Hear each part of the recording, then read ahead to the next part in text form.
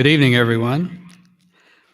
I am Martin Tadlock, Regional Chancellor, and I want to welcome you to the campus of the University of South Florida, St. Petersburg, where we have a deep obligation and value committed to civic and community engagement for all of our students and for our faculty and staff here as the university dedicated to the citizens of St. Petersburg.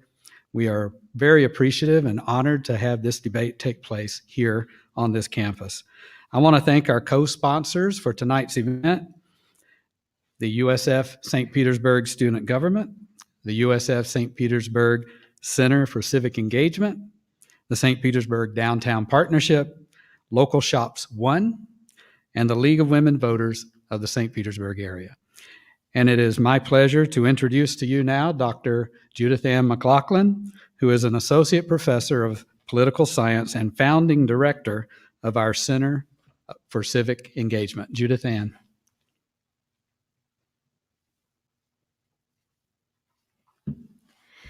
Thank you, Chancellor Tadlock.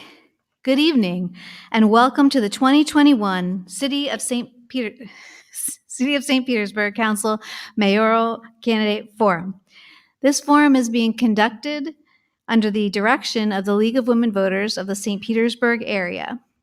The League is a nonpartisan political organization which encourages informed and active participation in government, works to increase understanding of major public policy issues, and influences public policy through education and advocacy.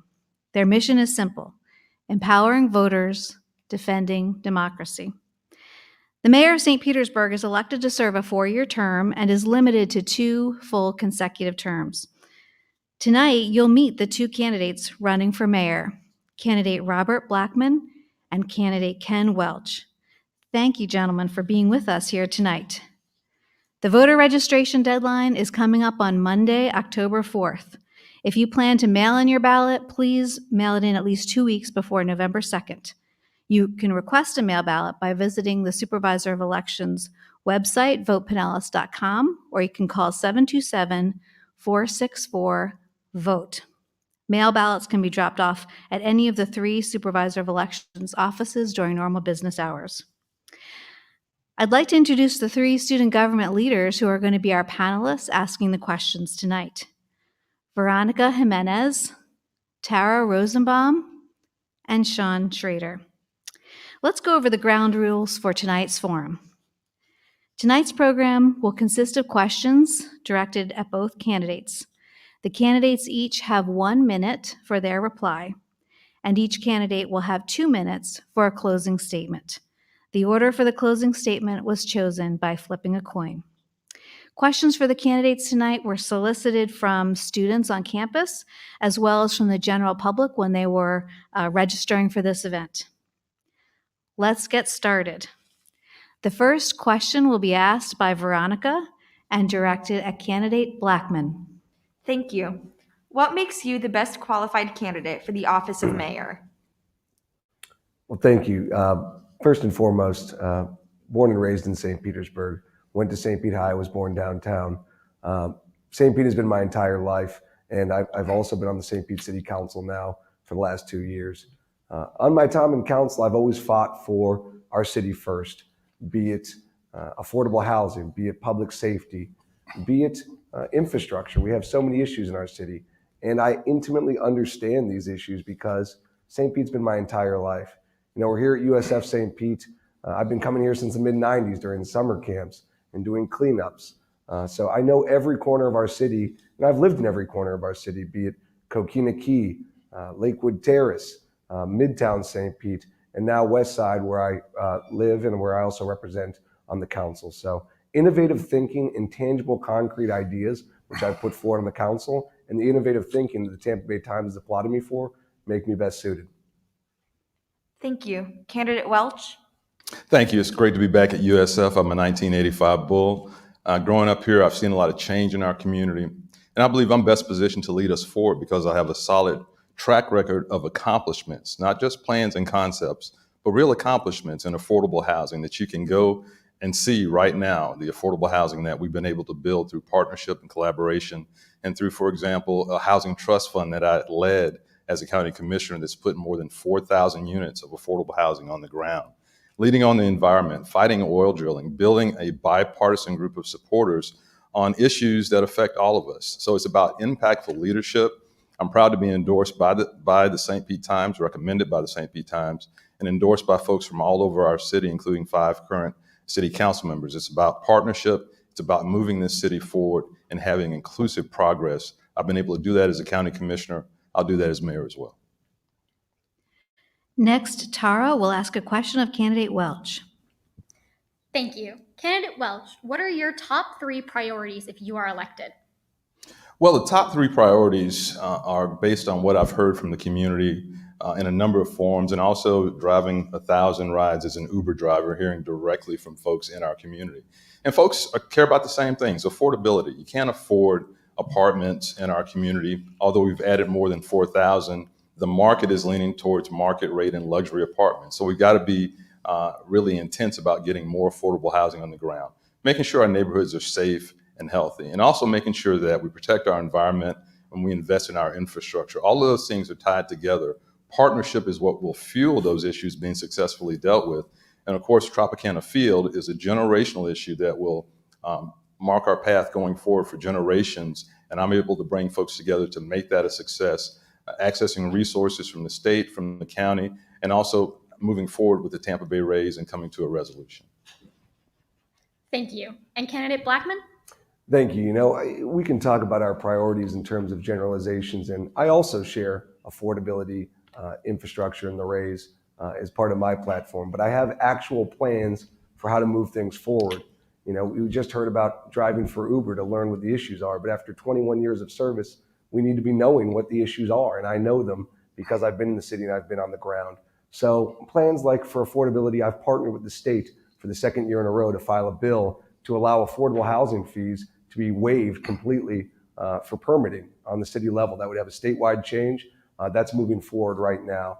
But also, I've partnered to put forward plans to have a city-backed mortgage program so that every dollar that enters the affordable housing program will remain in the affordable housing program, as opposed to just giving things to developers so they go away after 1 unit's built. And also fighting for education. You know, USF St. Pete is an educational hub. We need to be a better educated city, and I've worked towards that end on multiple projects like the St. Pete Science Center's revitalization. Next, Sean will ask a question of candidate Blackman. Thank you. What do you think the city can do to help small local businesses? Well, local business is the lifeblood of any city. You know, when I was younger, when a city business would close down in our city, a new one would never open.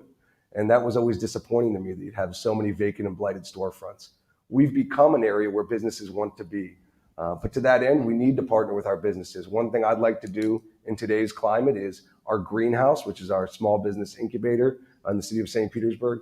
Instead of just helping the businesses get started, I'd also like to partner so that employees can go there and be matched with employers. It's small changes like that, but also always standing up for our small businesses. During the pandemic, I'm the one who stood up on the council to fight to stop the fines that were being levied on our local businesses by code enforcement. We all want safety, but we also need to temper that with economic responsibility and opportunity. And just always making sure our marketing program is great to bring these companies to our city. Based on COVID, there's been a shuffling. I think that St. Pete will be a net beneficiary for relocations from out-of-town companies. And I'd like to be in front of that by marketing. Thank you. Candidate Welch? Thank you. Well, let me first jump back to Robert's little dig about 21 years on the commission. You haven't completed your first city council term, so this might not relate to you. But after you've been elected for 5 terms, folks start to tell you what they think you want to hear. And so the reason that I did Uber and Lyft was to hear directly from people without that filter. In terms of what we'll do for small businesses, I already have done that with the county. What we were able to do in 2018 under my 3rd chairmanship of the county commission was to look at our small business program. And we saw that only $70,000 under that program was going to small businesses in our county. And so we brought in the resources. As I was hiring the new county administrator, he knew that was a priority.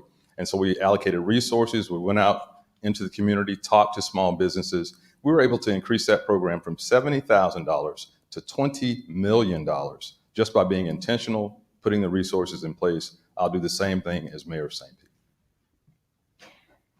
Veronica will ask the next question of candidate Welch. Thank you. A USF student asks, how do you plan to address the issue of increasing homelessness in St. Petersburg, especially now that the eviction moratorium is ending? Well, as a county commissioner in 2006, I led the first homeless policy group in our county. And we were one of the first to decriminalize and move away from law enforcement as a tool for every issue. And so we started outreach teams back then and started Pinellas Hope. And I've secured more than $500,000 of annual funding for Pinellas Hope after St. Pete had some really bad incidents, including tent slashing. And so we've developed this infrastructure for homeless folks. There are more than 400 people at Pinellas Hope right now. We replicated that with Safe Harbor at the Criminal Justice Center, another 400 people. And so we have a way for folks to move out of homelessness into emergency shelter and then into permanent supportive shelter. That's a group and initiative that I led as a county commissioner. I'll continue to support that as mayor of St. Petersburg. Thank you. Candidate Blackman? Thank you very much. So homelessness kind of falls into two different categories. You have the first category, which is those who have suffered a life event, be it losing your job or a breakup or something else that's put you into homelessness, or you're temporary homeless, you're staying on a couch, you're staying with a friend. And then those who are chronically homeless, which are those who oftentimes suffer from mental or substance abuse issues. So we have to look at those categories differently. Through CASA, I've worked with them on their Family Justice Center and moving forward in ways to house people in the interim, but also we need to look at how to put people on the pipeline to success so they're not just putting Band-Aids on things. On the council, I pushed for simple changes like, can we give bicycles to those who are in need so they can get to jobs, to put them on a pipeline to success? What I said about the city-backed mortgage program, if we did that, you can still buy condos in this town for between $50,000 and $125,000. If we did that, people's out-the-door payments would be less than $750 a month, and you could truly target those 40, 50% AMI class and lower to make sure they have affordable payments and can stay in a home and build equity. Thank you. Tara will ask the next question of candidate Blackman. Thank you. Candidate Blackman, do you believe that it is important to maintain the character of old St. Petersburg's architecture and ambiance? If so, how do you plan to do this? That's an excellent question. It's something I talk about all the time. First and foremost, people want to be in St. Pete because of what St. Pete is. If we become Anytown USA, nobody's going to want to be here. And I don't want to have a city where you spin in a circle on Central Avenue and you don't know where you are. To that end, I've been awarded by St. Pete Preservation, Preserve the Burg, with their top award in my private life for renovating a 1909 structure just blocks from here. But also, I've fought on the council to make sure that we have historic assets that are kept historic. I tried to partner with Preserve the Burg to get them a new headquarters on the St. Pete Pier. Unfortunately, that was vetoed by the mayor, and he ended up demolishing the structure we were trying to move, which was the old bait house. But I promised to work with Preserve the Burg to make sure we strengthen historic preservation in this city. And we need to get more like Charleston and Savannah, where we have financial clout backing our historic preservation societies, because too often there's a contentious relationship between preservation and City Hall. And it's not how it should be. We have incredible architecture here and we need to maintain it. Thank you. And candidate Welch? I certainly support historic preservation. It's part of my smart growth strategy. As a county commissioner, I've served on the Pinellas Planning Council, on the MPO, on Forward Pinellas, and we've planned out how our county and our city will grow. Certainly, historic preservation needs a balance, but I'm also concerned that we just maintain the authenticity of what made St. Pete great in the first place, that density happens in the right place, and you're starting to see that in our activity centers along our major corridors. But we also want to keep our traditional residential neighborhoods intact. But we also can do some things with upzoning, with getting the NTM1 zoning finally moved through, so you do have that workforce housing for including accessory dwelling units, duplexes, those kinds of things. So it's all about a balance. But I've been involved in planning and smart growth for years on the county commission. That's why Brandy Gabbard, Darden Rice, who I both work with on Forward Pinellas, have both endorsed me. We've got a great partnership, and that'll maintain as mayor of St. Petersburg as well. Sean will ask the next question of candidate Welch. Thank you. A USF student asked, I hope to stay in St. Petersburg after graduating. What plans do you have to make the downtown area more accessible for young adults starting off in the workforce? This includes housing. Well, one of the things I learned as a county commissioner is that none of these issues can be dealt with in silos.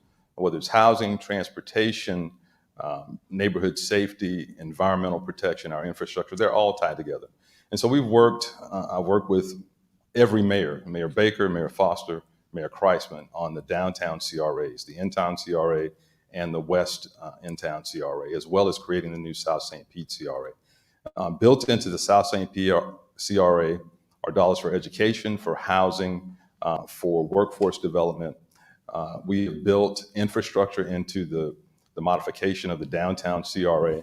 And so all those things are tied together to build a community based on what the needs are, the needs downtown, the needs in the South St. Pete CRA. And it's been a record of partnership, and I'll continue to do that. I'm a father of a 19-year-old and a 28-year-old. I want to make sure this is a city that they can be proud to live in and come back to. Thank you. Candidate Blackman? Thank you for asking. Not so long ago, downtown St. Pete was a place that was a ghost town. When I was younger, and I'm not that much older than a lot of you guys in this room. I'm only 32 years old. When I was younger, St. Pete downtown was very, very sparsely populated. And now we're talking about accessibility and affordability. Mayor Baker is really the mayor who first drove the renaissance of downtown. I'm proud to have his endorsement. And if we're talking about endorsements, a half dozen mayors have endorsed me.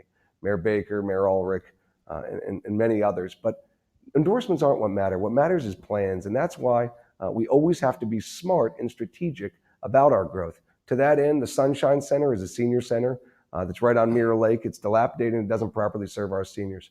One way that we can better serve our city is tear that down and build a new one at a developer's expense as the ground floor of a vertical tower.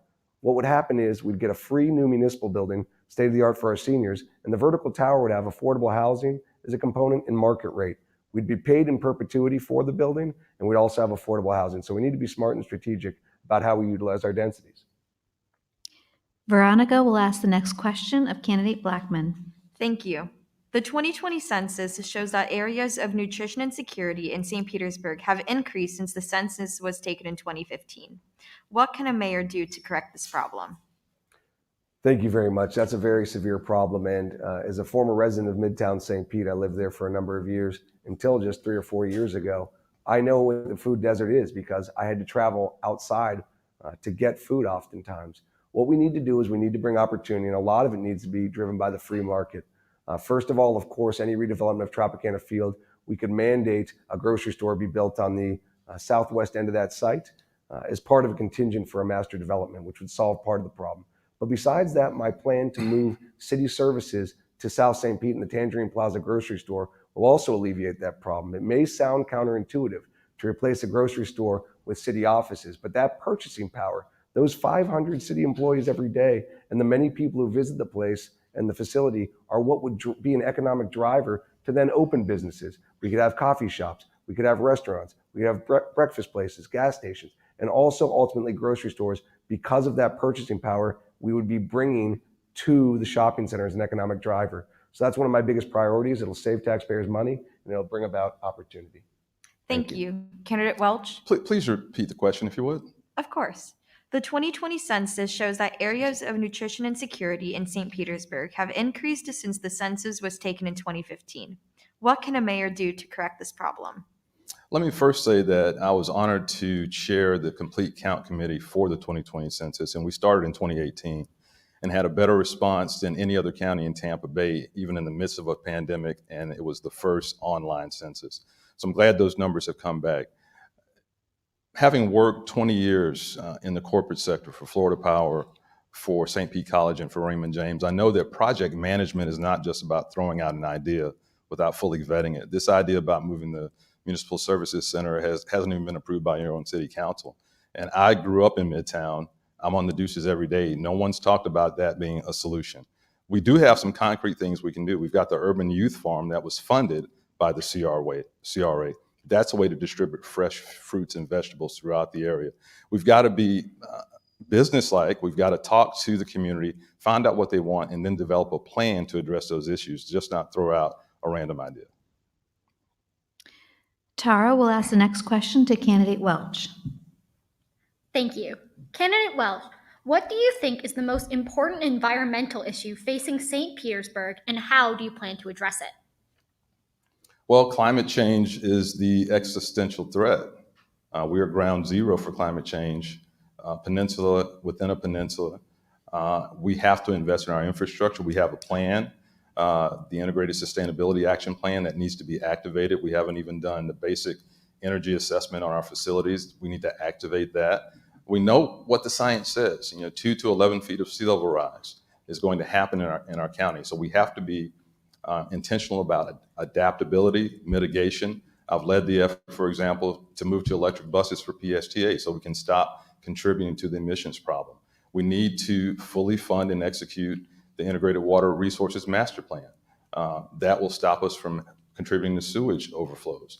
All those things we need to be intentional about. I will do that as a county commissioner. I've led for years, whether it was fighting oil drilling in Tallahassee at WFSU in 2009 or moving for a fertilizer ordinance to stop our nitrogen load in our waters. Follow the science and then execute.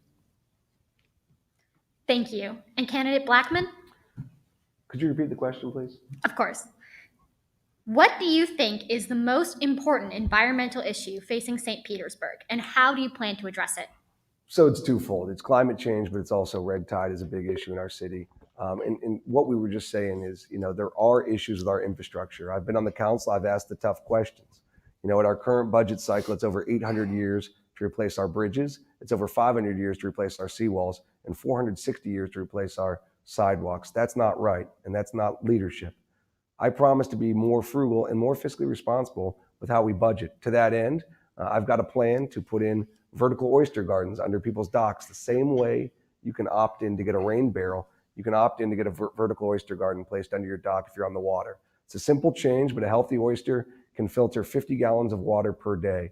Imagine having a whole canal worth of those. It can really make a change. I've built them through Tampa Bay Watch. I've also planted mangroves and done mangrove planting projects. But we need to be smart, and even putting in mangroves in front of a failing seawall can prolong the life by breaking wave activity, and mangroves also filter water. So being smart and strategic about how we grow and how we maintain our assets is what I pledge to do. Sean will ask the next question of candidate Blackman. Thank you. For a different type of question, if you could have dinner with one world leader, past or present, who would it be? I would say Ross Perot. I always liked his outside the box thinking. He was a maverick, right? He stepped up into a race that people said was unwinnable late in the game in the 2 presidential races he was in. And that's kind of what I did. My opponent here announced his intentions to run for this office in March of 2018, almost 4 years ago. He also said he was going to run in 2009, 2013, and 2017 to test the waters. I just stepped up because I saw a need and I saw a vacuum. Much like Ross Perot did, he saw a need for new leadership and new ideas. He had success in the private sector, as I have, and then he also changed the narrative of the campaign, and that's exactly what I'm trying to do. And I'd love to talk to him. He's now passed, but for experience and ideas that he had, because he really was a leader in the political sector. Thank you. Candidate Welch? Well, I've changed my answer. I was going to say a political name, but I'm just going to say Jesus Christ. Because he learned to endure all the falsehoods. And you just named several falsehoods. I did not say I was running in 2009, 13, or any other year. Until 2008, I never said I was running. I was asked to run, and I never said that I would. In fact, I said we had work to do on the county commission, so I would not run. It wasn't until 2018 that I said I would run for mayor. So that's a falsehood. But Jesus Christ. Veronica will ask the next question of candidate Welch. Thank you. What is your vision for St. Petersburg in 5 years? My vision for St. Petersburg in 5 years is that we've made significant progress on Tropicana Field, on housing, on infrastructure, that we've connected with the community, and particularly our young people, to connect them with opportunity and drive down crime in our neighborhoods, that we have made significant progress with the Integrated Water Resources Master Plan, which is key to fixing our pipes and our plants, and so we won't be contributing to those issues like sewage overflows, and that we've come back to making decisions based on facts and consensus. And that's why I've already met with every city council member, including Mr. Blackman before he declared, to talk about issues.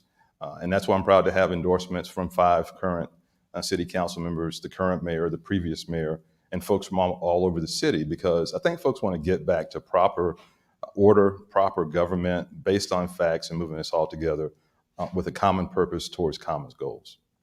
Thank you. Candidate Blackman?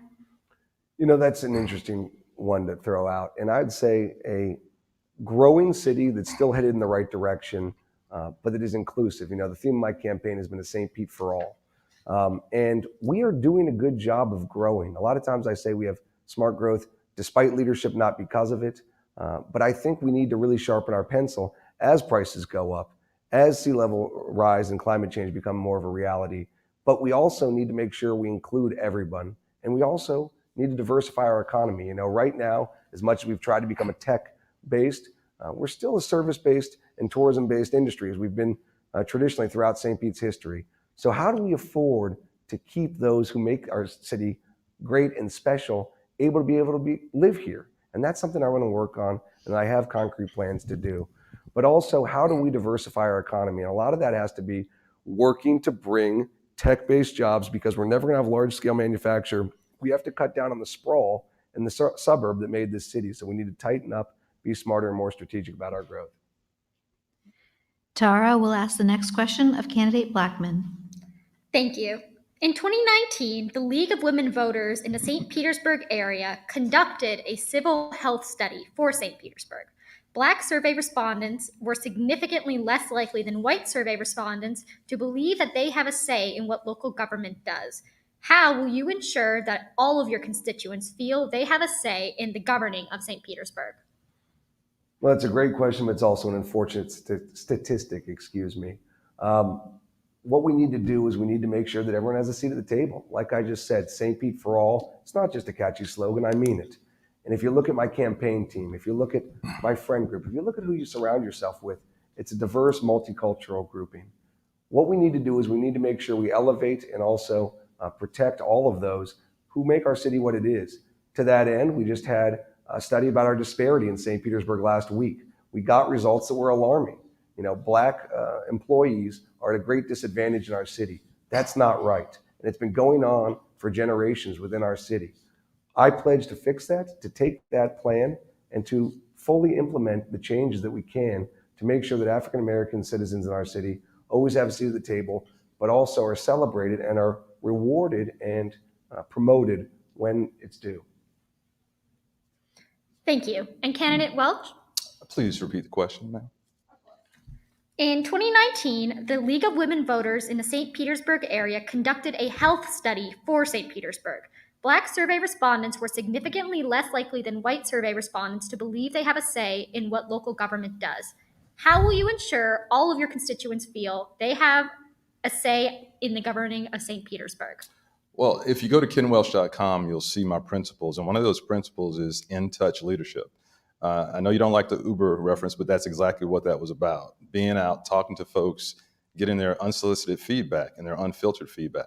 I've also always focused on being out in the community. I've had community office hours where I held office hours in libraries and fire stations and community centers. We moved the budget meetings down to Gibbs High School so folks wouldn't have to travel. I've always been about being in touch with the community, whether it's on my bicycle or my Harley, whatever. I'm going out, showing up, and just talking to folks and hearing what they think. That is the kind of in-touch leadership that I think will move us forward. And I'm hearing from folks as I go out. I didn't know I could talk to the mayor. Of course you can talk to the mayor. At Bay Vista Park a couple of weeks ago, some guys came up to me because they saw my T-shirt and talked to me. That's the kind of in-touch mayor I'll be, and that's how you get folks engaged in their government. Sean will ask the next question of candidate Welch. Thank you. If you become mayor, how would you support our growing arts community? Is that for me? Well, I've supported the arts as a county commissioner for a long time. I'm a member of Creative Pinellas. I've talked to our arts community about securing funding. I've secured funding for the Dolly in its original move from just in this area to its new facility using bed tax dollars, funding for the St. Pete Museum of History, the Museum of the American Arts and Craft Movement. And so I've supported those organizations. We need a system and an ecosystem to support the arts holistically, including the artists themselves. And so what I told the arts community at a summit a couple of years ago is they need to make an ask for the bed tax for a piece of that. 1 cent is $10 million. If they ask for a third of that, that's $3.3 million in recurring funding for the arts so that we can truly fund our arts ecosystem. And I'm long on record as supporting that. Thank you. Candidate Blackman? Thank you very much. I'm also a big supporter of the arts. There's different ways we can do that. First of all, just this afternoon, I was talking to Dr. Hine of the Dali Museum about trying to get them money from the state to secure an expansion for their facility. That's the kind of leadership that we need. Now, I'm fighting till the end on council, and I'm bringing people together, as I've done throughout my career, from different levels of government. I have a great relationship with Tallahassee, and I can work across governmental organizations and org charts to make things happen. But we need to look at artists first and not just look at them as, oh, thank you for what you've done, but also realizing that they're what makes the city special. Y'all asked me about architecture earlier. Architecture, arts, and culture are what make a city special and make people want to come here. And we need to start recognizing art for what it is. It's a business. It's brought so much money and revenue to our city, and now we need to pay it forward in return. And ways we can do that is grants specifically for artists because they enhance our quality of life, our happiness, our culture, but also our pocketbook at the end of the day. Veronica will ask the next question of candidate Blackman. Thank you. If the city received $1 million grant, what would you recommend spending it on and why? With $1 million, what would I do? First of all, a great way to spend that, I think, would be to put it into the St. Pete Science Center. It's something I've been fighting for the last 2 years, and that's to renovate a facility we paid $3.2 million for and put it back online as a center for scientific learning. I said earlier that climate change was an issue, and also our educational system is why we don't get more corporate relocations. I've fought and I've secured $3.5 million in state and federal monies for a facility we only paid $3.2 million for, and we're using that back half to expand our wastewater treatment plant. I'd use that as additional funding for that center. Unfortunately, the mayor is trying to demolish that facility in a memo he put out yesterday, and my opponent's been silent on that. I've heard privately that he's against the reopening of the Science Center, but we need people to stand up for good fiscal sense, but also for education and youth programs like this that keep kids out of trouble, educate people, but also give people pipelines to success long-term and job opportunities and getting good paying jobs once you graduate from college. Thank you. Thank you. Candidate Welch? Well, having worked in business for 20 years in the corporate sector and worked in government for 20 years, you have to apply the dollars where the need is greatest. And so tell me where to sign up for the $1 million first. But secondly, what we're hearing from everyone is housing, housing, housing. The public input for the American Rescue Plan, number one issue was housing. So that's where I would put the money. The second place would be to offset some of the rate increases that are coming to folks to pay for the consent decree, to get our pipes and our plants up to speed. That's a $2.4 billion price tag at the low end. And everyone in this city who uses a water system is going to have increasing rates. So I'd use that $1 million either for housing or to try to offset those rate increases. It's a small amount in the scheme of things, but that's what I was using it for, where the need is greatest. Tara will ask the next question of candidate Welch. Thank you. Do you have any ideas on how to reduce gun violence? I do, and this is not a fair 1 minute question. Gun violence is driving deaths in our community. It is a form of currency, guns are. More than 100 guns have been taken out of unlocked cars this year, and it just fuels that issue. So what I did is after the 13th murder, I believe, we called together a youth summit, and it was at an undisclosed location because we do have the issue of young people being afraid, the snitch factor. And what young people told us is where the guns are coming from and why they feel disconnected with opportunity. I then went to every community meeting that the NAACP had, not just a couple, but every one of those. I actually took the minutes for those meetings. We heard then again from young people in the communities about gun violence and how it's affecting them. And then I had a second youth summit, June 1st, to hear from young people and to hear their recommendations. What came out of that is I want to upgrade our centers in the community, not away from the community, but at Enoch Davis, at Childs Park, and make those empowerment centers for young people to get on the right track. That's what I've already done and will continue to do as mayor.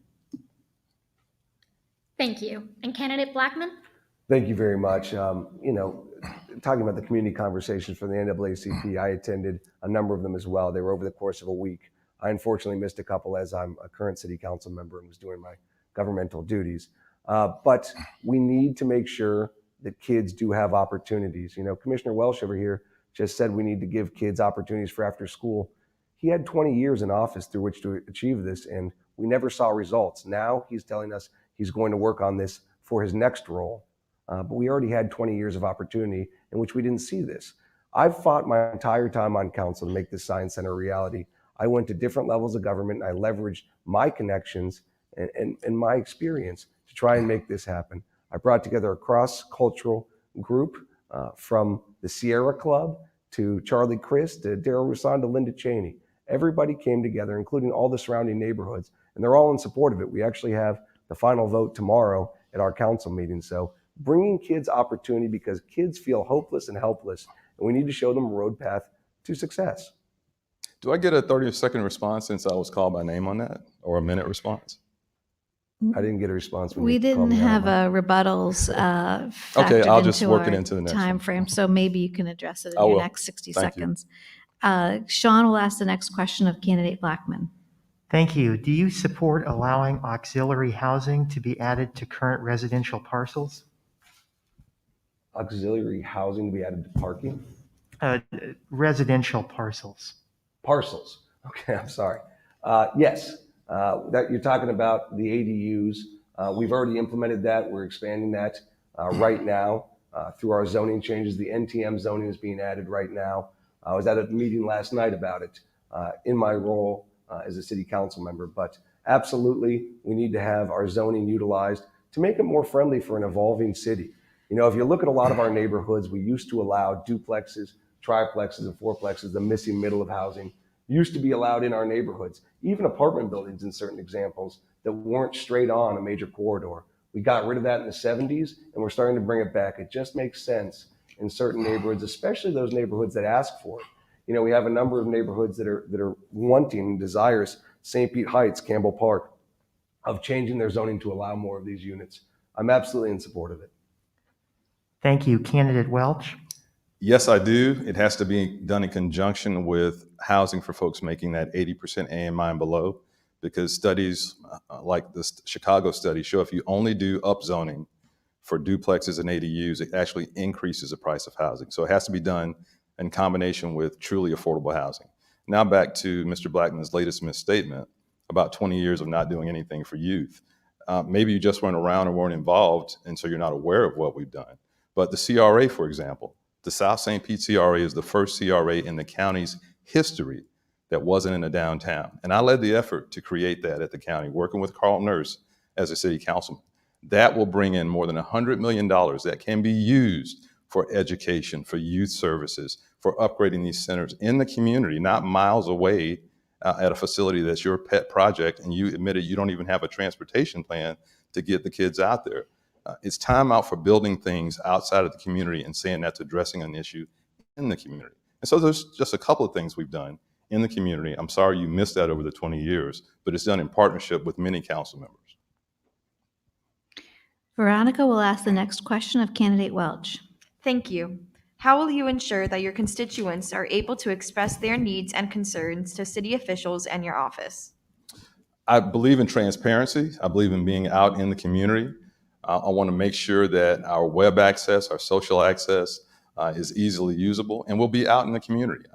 Mayor Foster, who has endorsed me, had a great idea. It was Mayor's Night Out, where you actually take staff out into the community and talk about issues. It's a one-stop shop. I want to recreate that, of course, after COVID is under control.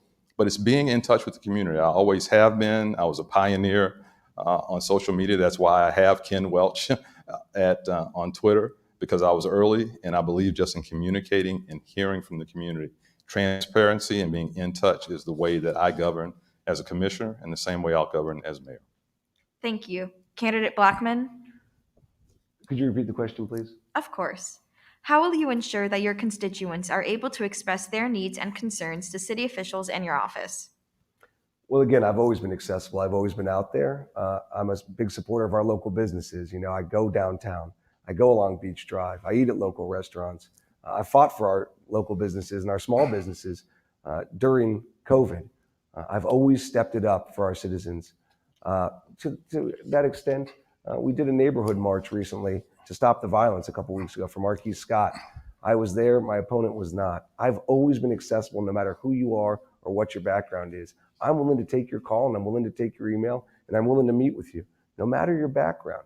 You know, every email that comes into my city council inbox, I always respond, even if it's a mass email, because if it's important to you, it's important to me. And I'm always happy to take any call and to always sit down and we can grow together.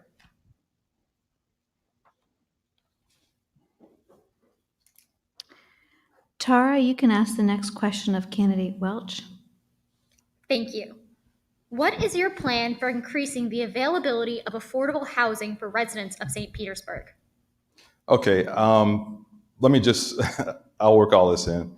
But again, here you go again, Mr. Blackman. You went to one march and now you want to use that to attack me for not being there. If you talk to Mr. Scott, you know I was there an hour early at Queensborough and Yale because they gave me the wrong time. But I've been on the streets, I've talked to grieving mothers, I've attended funerals. So don't try to make that comparison based on one march that you went to. It's fact. Now talk to Mr. Scott. He'll tell you I was there an hour early.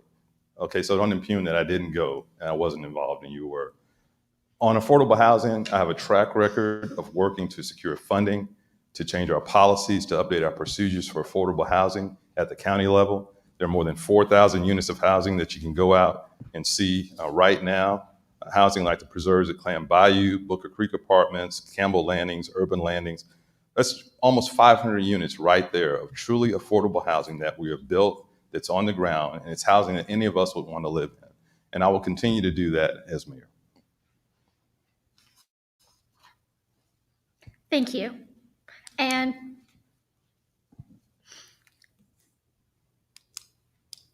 I'm realizing that I accidentally crossed out who's supposed to be next on my sheet right now. That's okay. I think we need to give candidate Blackman the opportunity to talk about affordable housing. Thank you. Candidate Blackman? Thank you. You know, a number of apartment complexes have been built while I've been in office too. I'm not going to rattle off the names, but I stood up on the Bear Creek project for apartments when people were scared and concerned about putting new apartments on a site that was dilapidated and deserved to be renovated. I stood firm in my district because I've always stood up for affordable housing.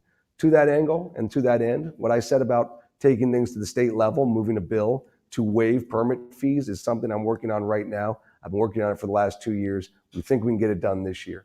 Plans like I had about the Sunshine Center to utilize our density there to get affordable housing for free from a developer is something that I'm always working towards. Nimble, smart, innovative thinking. But also the mortgage program. I can't stress that enough. Every dollar that enters our affordable housing program deserves to stay there in perpetuity. Right now, we just give grants to developers in the $70,000+ range. It's not sustainable. I understand we have to do it because we want affordable units, but there's a better way. And it's that innovative thinking is why I think I'm the best candidate for mayor. Sean will ask the next question of candidate Blackman. Thank you. What issues do you think should be addressed regarding law enforcement? So issues regarding law enforcement, first and foremost, we need everybody in every neighborhood to feel safe. You know, we talk all the time about the crime rates down, but murders are through the roof. You know, somebody was murdered 2 days ago right on Central Avenue, the peak of our pedestrian area in our city. We need to bring attention to every murder because every body and every person deserves dignity, but they also deserve to be memorialized and never again should be the stance first and foremost.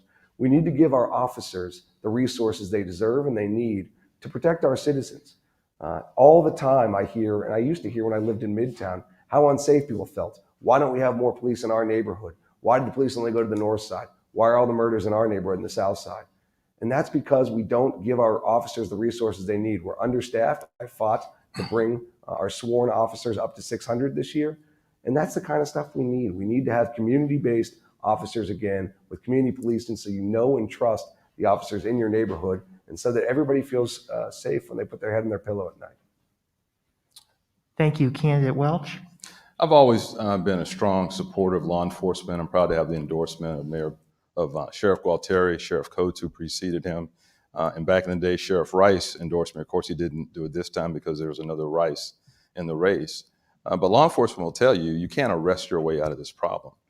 You can put all the officers on the street you want to. If you've got increasing poverty, if you've got young people who maybe haven't eaten the night before, young people who are taking care of their whole family, if you've got trauma, which is what kids told us at the youth summit, that they have mental health issues and they're dealing with trauma, it's much more than just putting more officers on the street. In fact, we're asking officers to do too much. That's why I supported a mental health program under Sheriff Gualtieri. That's why we created the homeless outreach team, so you're not arresting folks for being homeless and then letting them go 2 days later with the same underlying issues. You have to meet these problems at their root cause, and that's why I worked on JWB as a county commissioner and in other aspects to try to meet kids, especially where they are, and connect them with opportunity. It has to be a holistic approach.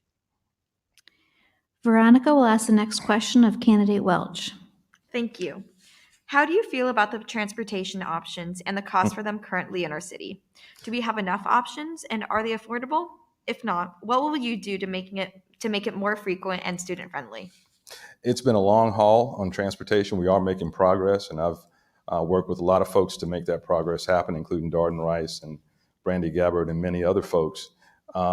We have to fund our basic bus system. Any city you go to, the basic bus system is the core of it. And in Pinellas and in Hillsborough County, the buses are underfunded. And so that's why it takes an hour for a bus to come. That's why it stops running at 10 o'clock at night. That's why it doesn't run on the weekends.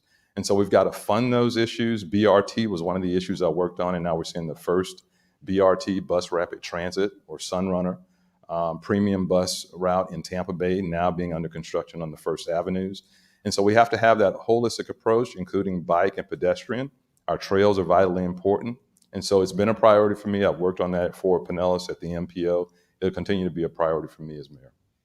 Thank you. Candidate Blackman? You know, when it comes to transit in our area, I feel like we're a jack of all trades, but we're a master of none. You know, we've just put in the BRT lines, and already I'm getting a lot of negative feedback about the way it has bisected a traditional grid pattern for the last 100 years. I think it should have been a dedicated lane instead of the zigzagging pattern we have, but we can fix that when I'm mayor. But we need to always prioritize safety and smart growth. To that end, I think we need to realize that St. Petersburg was built by the suburb in the late 50s is when we really blossomed and filled out our land. And what we need to do is we need to, first of all, look at autonomous vehicles, which are the future, and maybe a rideshare program as opposed to buses, because buses have that stigma, but they also have the expense of a driver, of fuel on these hybrids, of docking stations. They just have a lot of infrastructure involved with them, but also making our bike lanes and our pedestrian walkability that much better for the user. You know, we're putting bike lanes on streets all the time. Next is 18th Avenue South, and we're putting them on grid. We're putting them on lane. We need to make boulevard widened sidewalks that are a step up to keep our people safe. Thank you. And I'll ask the next question. First to candidate Blackman. What are your plans to help K-12 education for young people in St. Petersburg? Well, when it comes to education, you know, there is a school board and you can only do so much. But, you know, like Mayor Baker had, he had a plan and a program to reward high-performing teachers with grant money, and also to give scholarships to children that he sponsored from private businesses. You know, he's endorsed me. We're talking about endorsements a lot. I have over 30 endorsements. But what we need to talk about is how we can get kids better educated. USF St. Pete has been a real case study in success. We also have Eckerd St. Pete College. But we need to look at bridging that gap. You know, I used to come to USF St. Pete when I would go to Great Explorations. There was a partnership. Great X used to go up to age 13. Now I think they only go up to age 6. The Science Center, again, it's this gap where you lose kids. You lose kids between 6 and 18, and we need to keep kids focused on the right track. And that's why something like the Science Center is so important, and all of these scientific after-school and youth programs. Wraparound services, I fought for on the council. I'll continue to do so. Well, I've served on the Juvenile Welfare Board for many years, served on the St. Pete College Board of Trustees, was part of the team with Ken Burke, who's the clerk of the court, and endorsed me. but he was with me on the St. Pete Junior College Board of Trustees when we brought in four-year degree access to Pinellas County, and that was a great asset for the community. But I totally disagree. You don't lose kids in high school. You lose kids before they even go to kindergarten. Kids are coming to kindergarten, they're already behind in their phonics because they aren't being talked to, because they're maybe single parent is working two jobs and doesn't have the time to talk to kids. So they hear those sounds and develop. So they enter kindergarten behind. And so I have a group of folks, including daycare center providers, Rick Davis, who headed up Head Start, Chris Atik, who's the principal of Madeira Beach Fundamental and was a principal for my daughters. And we are going to put resources in the community to support early childhood education and out of school time with the CRA dollars that I help lead that are in that area already. You lose kids before kindergarten, not at high school. Thank you. And we flipped a coin earlier to see who would go first for closing statements. And we can have 3 minutes each for a wrap up and closing statement from each of you. And first will be candidate Welch. Well, thank you to USF and the League of Women Voters and all the other partners who made this happen. And Judith Ann, what a coin flip that was. Well done. It's been an honor to be here tonight. As a third generation St. Pete resident, I care deeply about the path that we take. And it's not about puns and shooting darts and making comments to undermine, but it's about how you bring people together. It's about what you've been able to do in terms of partnership and really impacting our community, not just plans or concepts, but affordable housing that you can see and feel, that programs for homeless and folks dealing with mental health that have improved lives, real infrastructure like the pier, the Mahaffey, the St. Petersburg Police Station, programs that help young people connect with education, healthcare, all of those issues I've worked on, and there have been concrete results, not plans. And that's why my endorsement list includes more than 70 folks who are still in office right now, not previous mayors, except for Bill Foster, but Mayor Kreisman, Mayor Castor from Tampa, Mayor Sam Henderson from Gulfport, Mayor Buljowski from Dunedin, Mayor Hibbert from Clearwater, folks who are serving right now, including 5 county commissioners, because we've worked together to move our community forward. It's not about making a dig at your opponent. It's not about talking about 20 years, because the people elected me for 20 years. I trust the people to know if they're getting the kind of representation that they're looking for. It's time to move forward. It's time for inclusive progress. That's what I'm focused on. It's not only from my mom, and I won't say how old she is, but she's probably watching. It's also from my 19-year-old. We want to make sure we've got a community that we can be proud of. We make the right decisions moving forward. And I ask you to join our Partnership for Progress at kenwelch.com. I'm recommended by the St. Pete Times, supported by our firefighters and so many other groups who want to see us move forward. And I thank you for your time tonight. Thank you, candidate Blackman. Thank you very much. First of all, it's an absolute pleasure to be here. You know, like I said, USF is an example of success, and it's what we need to grow our city in a positive manner. We need to have an educated workforce so that we can bring the jobs that'll be good paying, so then people can afford housing. It all works together, and we need to make sure we always keep that mindful, and it starts here. You know, I agree with everything that Commissioner Welch just said in his closing statement. It was almost perfect. The only thing is I would say it applies more to me than him. You know, this whole night we've heard him taking digs about my plan for Tangerine Plaza, and he just in his closing statement said, we don't need plans, we need results. I have plans moving forward. I have things that have happened while I've been in office too, but just because you're a part of a group or a collective doesn't mean you were the leader of that charge. I have been the leader of so many charges on the council, and that is why I'm trying to take this to the next step, to be the mayor of my hometown. You know, in so many ways, we need innovative thinking and outside the box thinking. I was honored and surprised when I became the youngest council member in the city's history in 118 years, At the same time, Commissioner Welch has been in office since the day George W. Bush was elected. I was in the 5th grade when he was elected. And we have these plans. You know, when he knocks my plan with Tangerine Plaza, he didn't put forward another plan. It's easy to knock plans when you don't have any yourself, but I'm the one putting these plans out here on the street every day. We can talk about them, we can discuss them. You can find fault, and that's how we come together as a community. Because I am accessible and I do want to talk them out. When it comes to endorsements, I have 30, 40, I don't know how many. I stopped counting. But we can't just rely on our endorsements to represent us. We can't use other individuals as a human shield for what we would do. Collecting endorsements like Pokemon is not an effective way to lead, and it's not what the future of the city is going to be. I am here with plans, coming to you humbly, asking for your vote. But if you disagree with any of my plans, we can talk about it. You don't have to go to robertblackman.com or it's Blackman for St. Pete. But you can go on my Facebook. You can reach out to me anytime. Call my office. Go to my campaign headquarters. I will meet with you. I'm knocking on doors. I'm making phone calls. I'll always be there for you, like I always have, because we've been neighbors, we've been friends my entire life, my entire career. I don't need to ride for Uber to learn the issues. I already know them because I've been in these communities since before I decided to run. Robert Blackman, thank you very much. Thank you so much, candidates, for participating tonight. I also want to thank our SGA student leaders, as well as Christina Cowell and Betsy Wells from the League of Women Voters, who were not on camera, but they were our timekeepers tonight. A recorded version of this forum is going to be posted with English as well as Spanish subtitles on the League of Women Voters Facebook page and YouTube channel in just a couple of days. Please remember, if you're not already, to register to vote by Monday, October 4th. You can find out more information about the candidates, the referendum, as well as an analysis of the charter amendments at pinellasvoterguide.com. Thank you so much and have a great evening.